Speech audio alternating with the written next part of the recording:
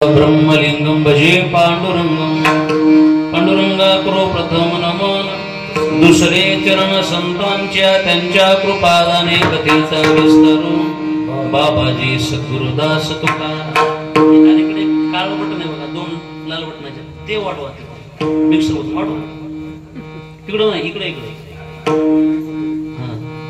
जयांचे केलिया स्मरण होय सकळ विद्यांचे अधिकरण तेची वंदू श्री चरण श्री गुरूंचे ते नमस्कारोनी आता काय माझी वाणी मानेल संतासी रंजव चित्तासी आपोलिया माझी वाणी तुझे वर्णी गुणनाम ऐसे दे प्रेम काही काळा मस्तक माझा पायावरी वार करी संतांच्या गावी गावी माझी सेवा दीन दुर्बळाची देवा दीन दुर्बळाची देवा दीन दुर्बळाची देवा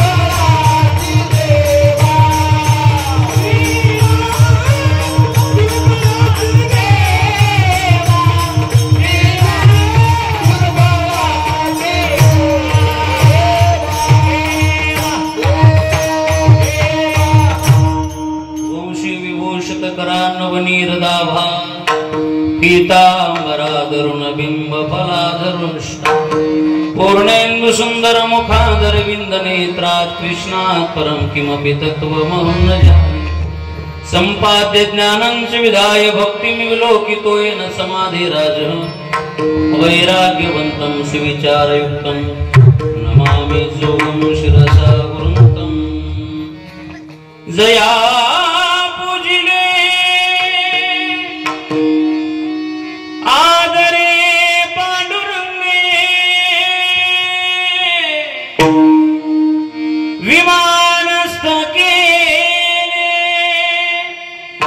प्रयाण प्रसंगे तनु मानवी दिव्य रूपी केली न त्यागी दिव्य लोका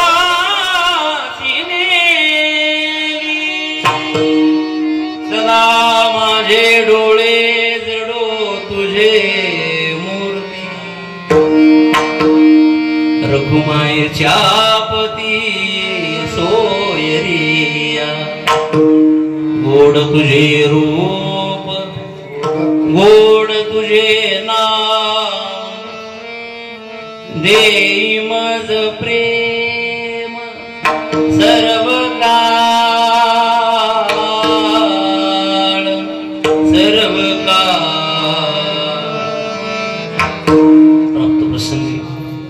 सेवेकरिता घेतलेला अभंग महान नामधारक जगद्गुरु जगद्वंदनीय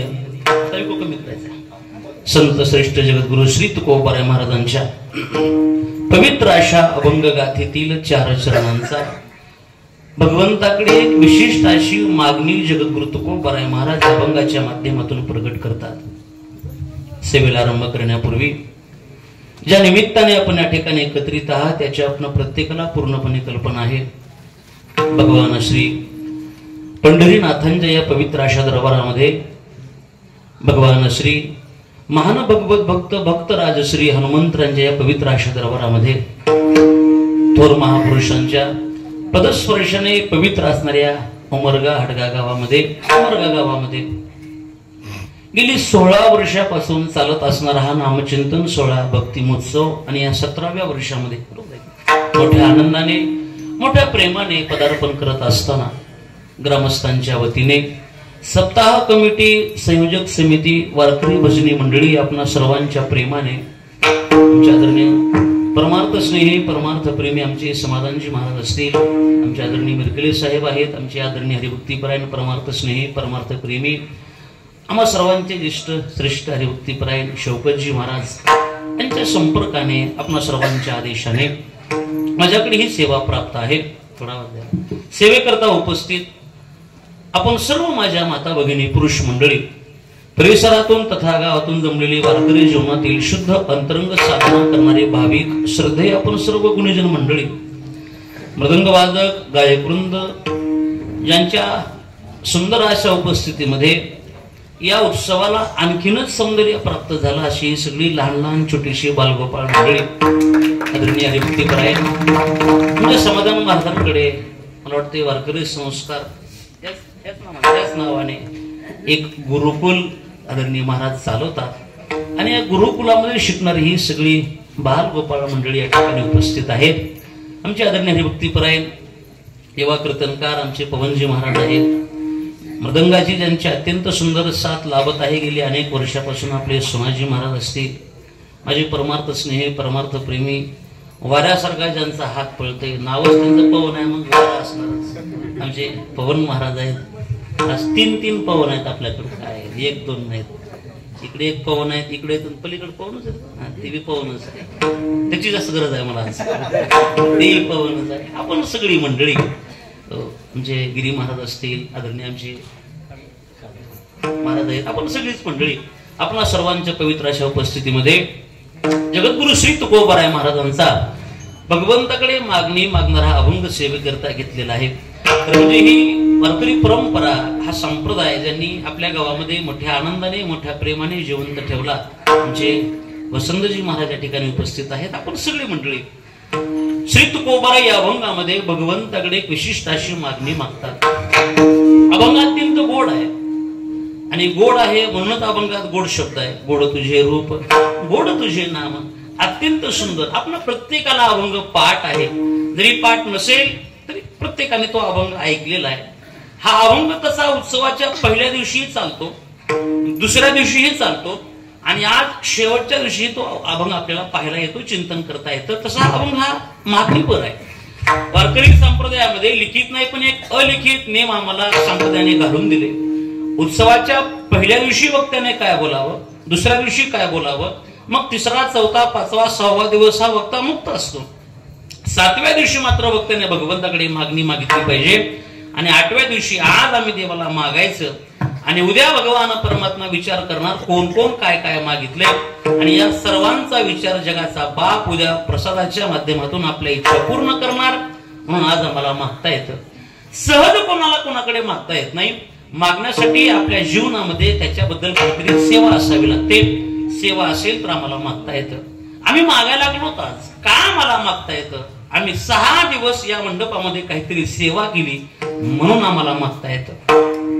कोणी कीर्तन ऐकण्याची सेवा केली असेल, कोणी मृदंग वाजवण्याची सेवा केली असेल, कोणी टाळ वाजवण्याची सेवा केली असेल, कोणी गायन करण्याची सेवा केली असेल, कुणी या ठिकाणी पट्ट्या टाकायचं काम केलं असेल ती सेवाच आहे, कुणी या ठिकाणी झाडून काढायचं काम केलं असेल, कुणी या ठिकाणी वाढायचं काम केलं असेल, कुणी हार बनवला असेल, कुणी आणला असेल, याच्यातलं कुणी काहीतरी केलं नसलं कमीत कमी पंक्ती तर जोडल्या असतील ते सेवाच आहे। तर सेवाच आहे. हे सगळ्या सेवा आम्ही 7 दिवस या ठिकाणी केल्या आणि त्याचा परिणाम आज आम्हाला देवाकडे काहीतरी मागता येतं आणि म्हणून आम्ही आज भगवंताकडे मागितलं पाहिजे. खरं आपण सगळे सुज्ञ मंडळी आहात, इथं बरीच कीर्तनकार मंडळी आहेत. भगवंताकडे मागितलं पाहिजे हे जे तुकोबारा सांगतात त्याच तुकोबारांनी अनेक वेळा देवाला मागू नका हे सुद्धा आम्हाला सांगितलं. एवढं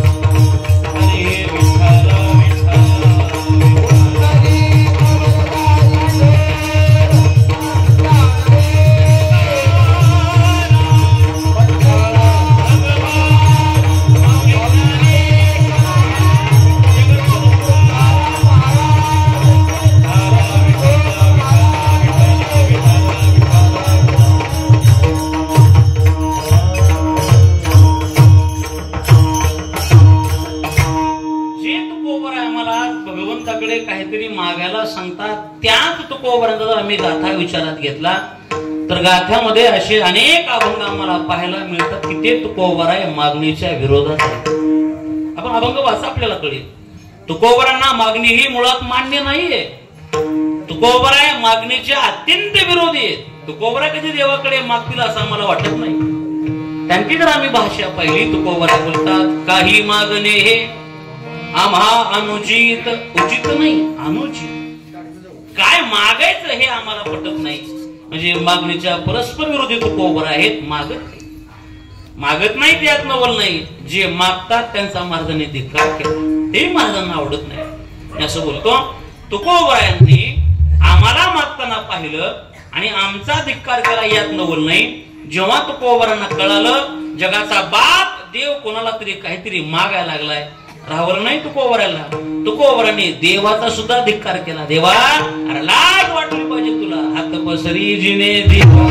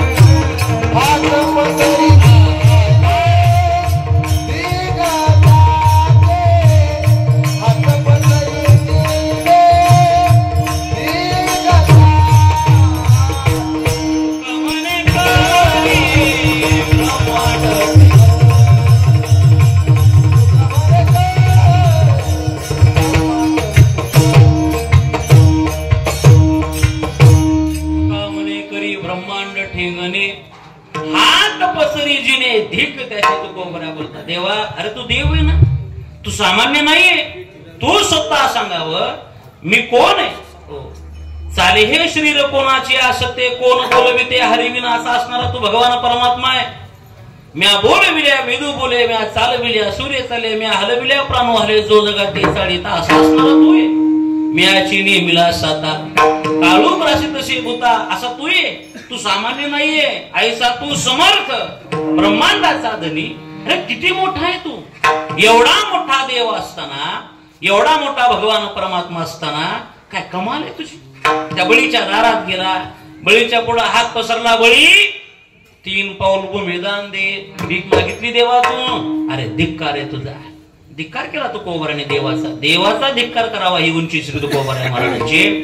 जे तुकोबारा आहे देवाना मागितल्यावर देवाचा धिक्कार करतात ते आम्हाला सोडतील का. तुकोबारा बोलतात मागणं म्हणजे लाजिरवाण आहे.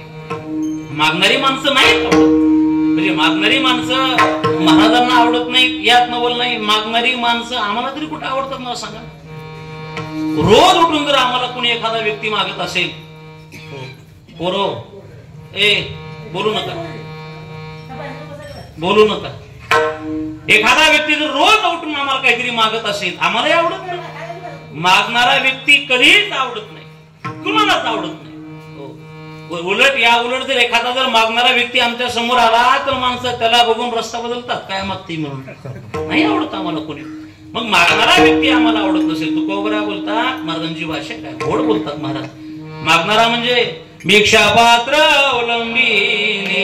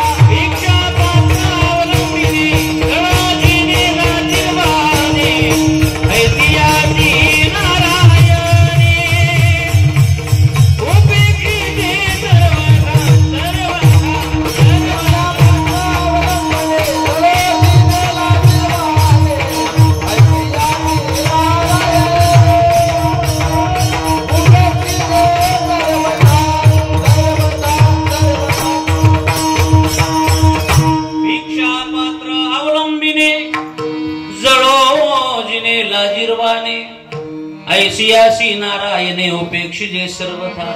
मागणारी माणसं नाहीत आवडत. एवढा तुकोबराने देवाला मागण्याचा धिक्कार करावा. तुकोबरा मागण्याचे विरोधी आहेत, मग न मागणारे तुकोबरा आज देवाकडे का मागतात? मागितले महाराजांनी. जे तुकोबरा देवाला मागत नाही त्याच तुकोबरांच्या गाथामध्ये जवळजवळ 400 पेक्षा अधिक अभंग हे मागणीवर आहेत. त्या तुकोबरांनी मागितलंय देवाला. मग मागायचंही नाही म्हणताय आणि तुम्ही मागायला लागलात, हे आम्हाला पटत नाही.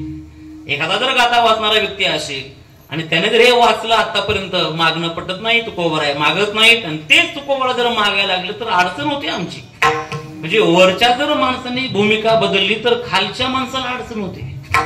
परत ऐका, वरची जर माणसं भूमिका बदलायला लागली अडचण त्यांना नाही, अडचण खालच्या माणसाला आहे. वरच्याने जर पक्ष बदलले टेन्शन खालच्याला आहे, झेंडा कोणता घेऊन फिरावा, अडचण आहे ना. वरच्याला काय अडचण आहे, ते सगळे एकत्र असतात. त्यांनी बदललं की ताण ह्याला आहे, आज झेंडा कोणता. ही एवढे आता हुशार झालेत, हे 3-3 पट्ट्या गळ्यात ठेवतील. दिसेल त्याला आपण तुमचा त्यामध्ये आहे का. मी काय बोलतो, 3-3 का ठेवते सुद्धा तिघाच चाललंय म्हणून ठेवतो. आहे का मी बोलतोय काय. न मागणारा व्यक्ती, मागणारा व्यक्ती, या दोघांचा विचार तुकोबरा सांगत असताना महाराज बोलतात की देवाला मागू नका. पण ऐका, मी असं बोलतो, तुकोबरांची भूमिका आहे. मागण्याचे 2 प्रकार आहेत. एक आहे ती पारमार्थिक मागणी आणि दुसरी आहे ती प्रापंचिक मागणी. तुकोबरा बोलतात देवाला कधीच मागू नका, कधीच मागू नका. आणि पुढे ऐका, महाराजांची भाषा आहे, त्याला मागितल्याशिवाय मरू नका. देवाला मागूच नका आणि मागितल्याशिवाय परत अडचण झाली. आता झेंडा कोणता घ्यावा, परत अडचण. मागू नका म्हणताय आणि मागितल्याशिवाय मरू नका. त्याचं उत्तर असं आहे, काय मागू नये आणि काय मागितल्याशिवाय मरू नये हे कळालं पाहिजे. तुकोबरा बोलतात देवाला प्रपंच कधी मागू नका आणि देवाला परमार्थ मागितल्याशिवाय मरू नका. वैकुंठवासी प्रतस्मरणीय पूजनीय विठ्ठल बाबा गुलेपाटामध्ये सांगायची, बुवा मागायच्या भानगडीत पडत जाऊ नका, पण जर कधी मागायची वेळ आली तर परमार्थामध्ये जे जे काही लागते ते सगळं त्याच्या गच्चीला धरून मागे जा म्हणायची. विडाला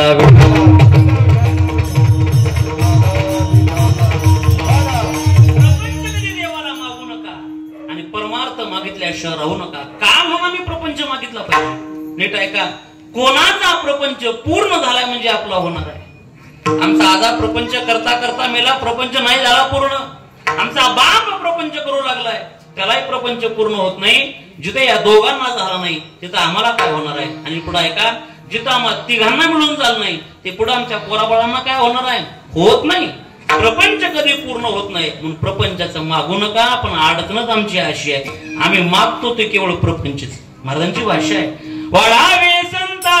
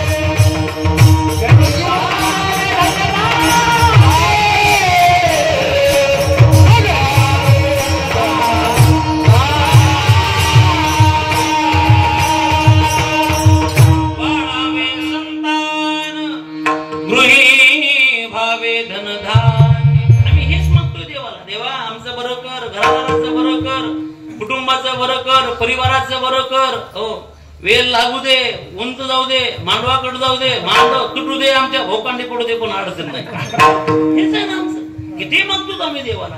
मागण्यामध्ये आमचं आयुष्य पुढे चाललंय. लक्ष द्या, प्रपंच मागितलं म्हणजे प्रपंच पूर्ण होत नाही. आगा मेला, पंजा मेला, बाबा वसना गेला, एकत्र नातो पण तो एक ऐसा झाला आणि प्रपंच पूर्ण होत. मग प्रपंचाचं कधी काय मागत जाऊ नका आणि त्याला परमार्थ मागितल्याशिवाय राहू नका. तुकोबरा देवाला मागतात सगळे अभंग बघा. कुठेतरी तुकोबराने स्वतःसाठी मागितलंय. याचं एखादा जर तुम्हाला चरण जरी सापडलं, चरण जास्त झालं, तुम्हाला एखादा शब्द जरी सापडला, हो, तरी आपल्याला कळेल की काय तुकोबरांचं जीवन आहे. खरीच नाही. बरं असं आहे काय, कोणती माणसं मागत नाहीत. न मागण्यासाठी दोन गोष्टी कारणीभूत आहेत. आपली प्रस्थान वाढेल, अभंग राहील, पुढे तर शुभ अडचण नाही. ऐका, दोन मुद्दे असे आहेत. कोणती माणसं मागत नाहीत. न मागण्यासाठी दोन गोष्टी अत्यंत महत्वाच्या आहेत. एक, ती वस्तू आपल्याकडे असली पाहिजे म्हणून माणसं मागत नाहीत. आणि दोन, त्या वस्तूची गरज नसली पाहिजे मग माणसं मागत नाहीत. म्हणजे जर वेगळ्या भाषेत बोलायचं म्हटलं, गरज आणि अप्राप्ती या दोन गोष्टी माणसाला न मागण्याकरता प्रवृत्त करतात. काय करत नाही. गरजच नसल्यावर माणसं मागत नाहीत. आता ही वस्तू माझ्या पुढे, मला गरजच नाही, मागायचं संबंधच नाही. गरज नसल्यावर एक मागत नाहीत एक, आणि ही अगोदरच माझ्याकडे असेल तरी कोणी मागत नाही. आहे ना आपल्याकडे. दोन गोष्टी आहेत मग माणसं मागत नाहीत. मग आता ऐका, ज्या ते तुकोबरा देवाला मागत नाहीत याचा अर्थ असा आहे का की तुकोबऱ्यांना गरज नाही? याचा अर्थ असा आहे का की महाराजांकडे ती आहे म्हणून मागत नसतील किंवा गरज नाही म्हणून मागत नसतील? तसं नाही. मला असं वाटतंय त्या काळामध्ये जेवढी गरज तुकोबऱ्यांना होती सगळ्या गोष्टीची, सगळ्या वस्तूची, तेवढी गरज कदाचित आज आपल्याला नाहीये. खूप गरज आहे तुकोबऱ्यांना. किती गरज आहे. प्रापंचिक जीवनाचा विचार करत असताना तुकोबरांनी स्वतः आपली अवस्था सांगितली. आमची अवस्था काय, आम्ही सदैव सोडके, जवळ येता चोर धाके, जावो पुढती भिके कुतरी घर राखी. ती ही आपल्या घरची अवस्था. काहीच नाही आमच्याकडे. आम्ही जर चालायला लागलो आणि समोरून जर एखादा चोर आला तर ते चोर आम्हाला बघितल्यावर रस्ता बदलतोय म्हणून. का बर? तुकोबरा मारतील म्हणून नाही, मग हेच मला काहीतरी चोरून घेतील म्हणून. काय यांच्याकडे काहीच नाहीये. लक्ष द्या, अप्राप्ती आणि गरज नाही. खरं म्हणजे गरज आहे विषय, खूप गरज आहे तुकोबरांना. महाराजांनी सांगितलं, जगाचा बाप देव आमच्या घरी पाहुणा होऊन आला. आपण आपल्याला पाठ आहे, पाहुणे घरासी आजी आले ऋषिकेशी. देव घरी आला तर देवाला बसायला जागा नाही, बसायला जागा नाही. खाऊ घाला काही नाही. काय केलं मग? कन्या खाऊ घातल्या. कशा कन्या? दरदरीत पाण्या माझी रांदिल्या कन्या. अत्यंत पातळ इतक्या कन्या भारी.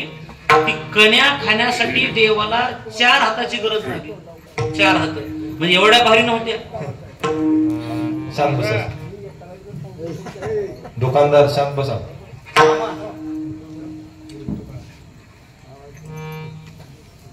कन्या एवढ्या भारी नव्हत्या की 4 हाताची गरज लागली. मग ते कन्या अशा होत्या, पात्रात टाकल्या टाकल्या पडायच्या म्हणून 3 हातानं धरल्याने 1 हातानं खाल्ल्या. एवढ्या पातळ कन्या.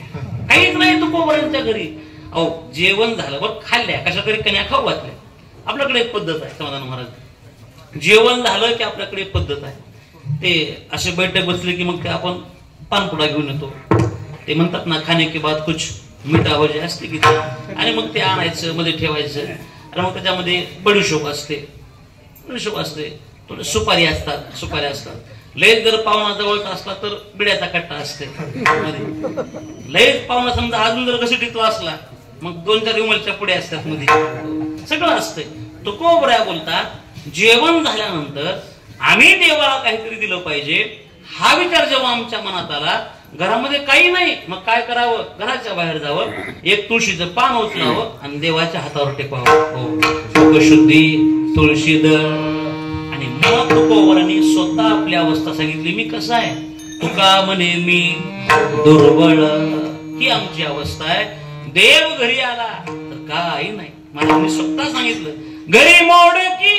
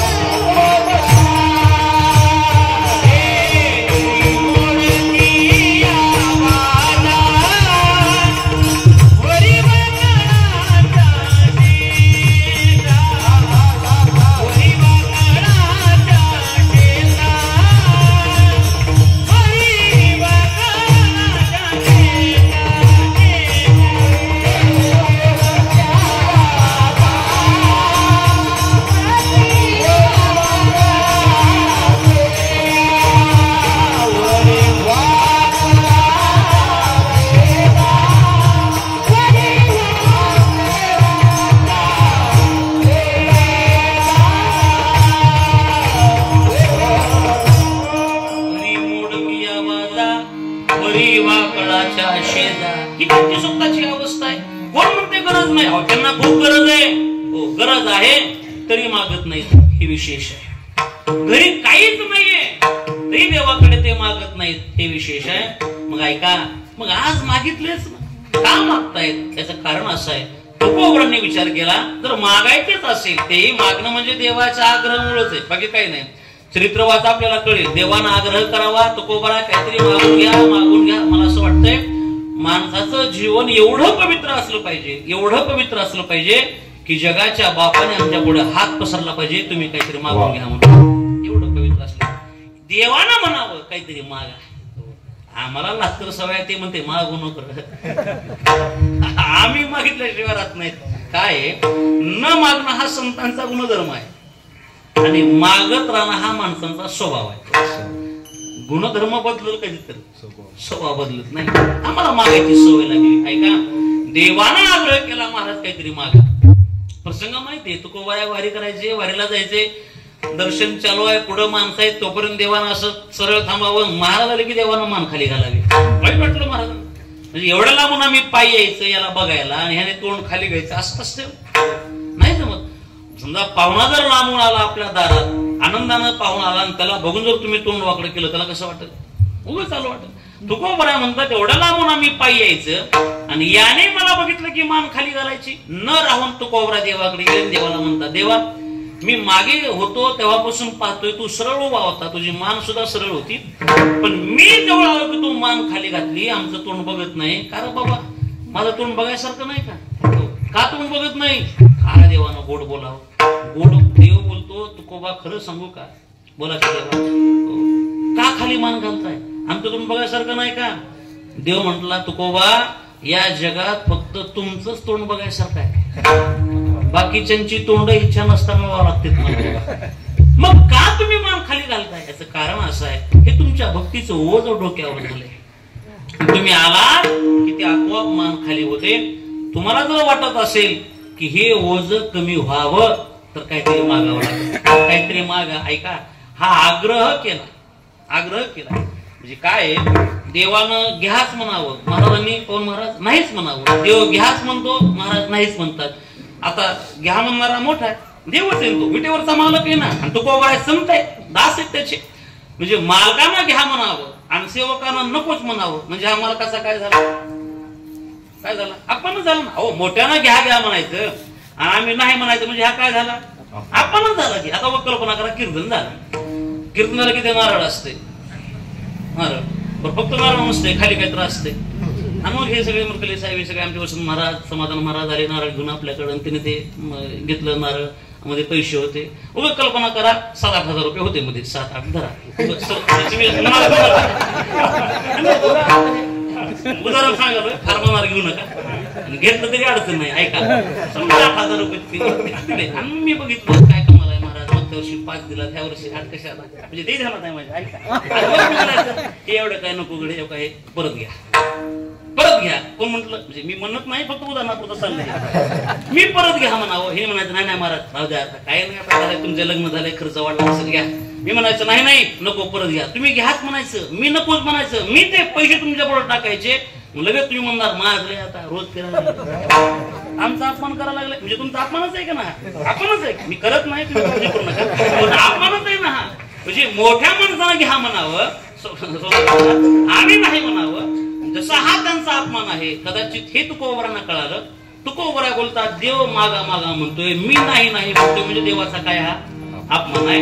आता देवा तू मागे लागलाय म्हणून मनसी काही मागा, तू म्हणतोय मागा म्हणून मी मागायला लागलो.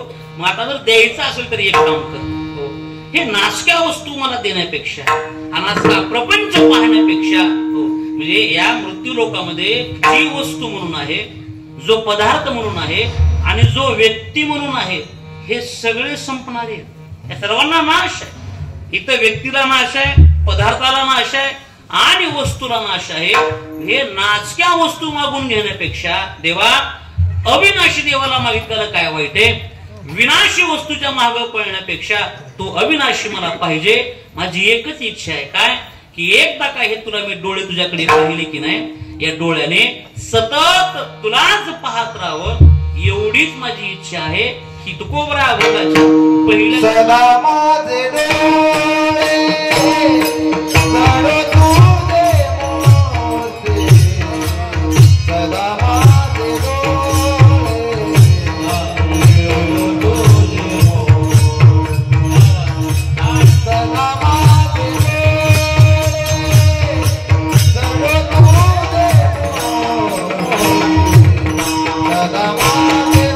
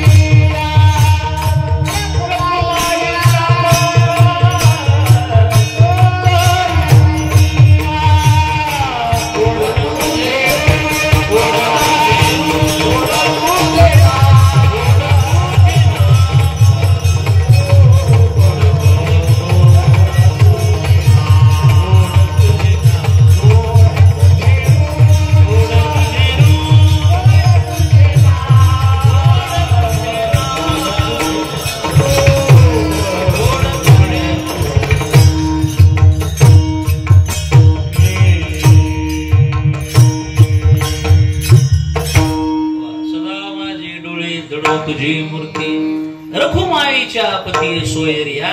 देवा आता जर मागायचा प्रसंग आला आता मागावंच लागतंय. इच्छा नसताना तू मागा म्हणतोय म्हणून आता एक काम कर.